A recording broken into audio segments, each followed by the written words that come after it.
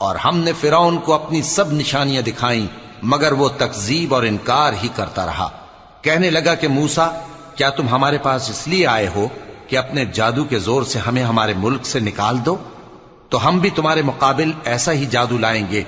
तो हमारे और अपने दरमियान एक वक्त मुकर्रर कर लो कि न तो हम उसके खिलाफ करें और न तुम, और ये मुकाबला एक हमवार मैदान में होगा।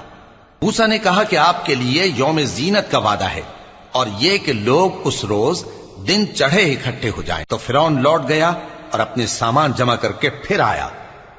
मूसा ने उन जादूगरों से कहा कि ये तुम्हारी बर्बादी होगी। अल्लाह पर झूठ न बांधो, वो तुम्हें अजाब से फना कर देगा, और जिसने झूठ बांधा वो नामुराद रहा। तो वो बाहम अपने मामले में झगड़ने और चुपके चुपके सरगोशी करने लगे। कहने लगे, ये दोनों जादूगर हैं, चाहते हैं कि अपने जादू के जोर से तुमको तुम्हारे मुल्क से निकाल दें